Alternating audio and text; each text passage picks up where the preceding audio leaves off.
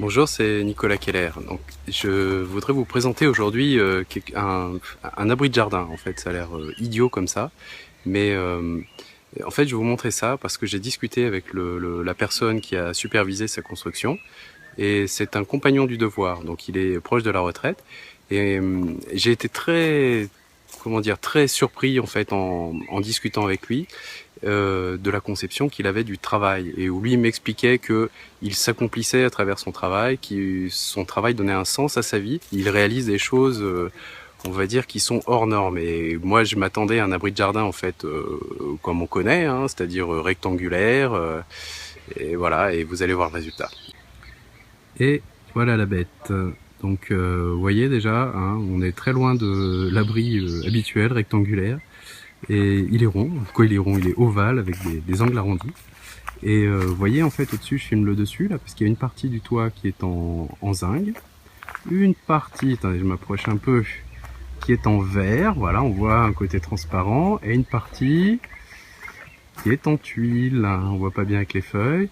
Ok, à présent, je suis monté sur une échelle pour voir le toit d'un petit peu plus haut, voilà, donc les trois structures, tuile, verre et zinc. Donc destiné, hein, je vous rappelle, lui, ce qu'il explique, ce monsieur, c'est ce qui est beau dégage de l'énergie. Les belles choses, les belles formes, tout ce qui est harmonieux, en fait, crée une énergie propice. Voilà. Alors, je vais vous montrer l'entrée de l'autre côté. Voilà.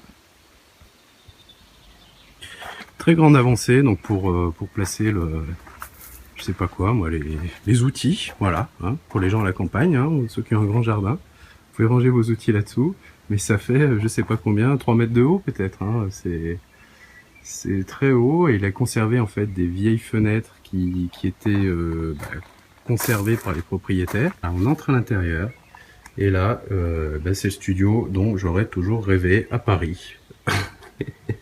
Avec l'électricité en plus et l'eau courante bien sûr.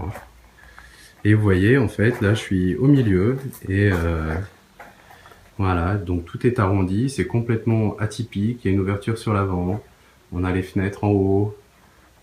C'est vraiment très surprenant et on se rend compte qu'il y a énormément de détails qui font qu'il a apporté un soin tout particulier à cette construction. Que ce soit le sens des lattes, ou que ce soit la forme, où il m'expliquait que c'était pour mieux prendre la lumière. Et vous avez pu voir ce que ça donne, donc quand on est amoureux de son travail, le genre de choses qu'on peut faire. Je vous souhaite une bonne journée et puis à très bientôt.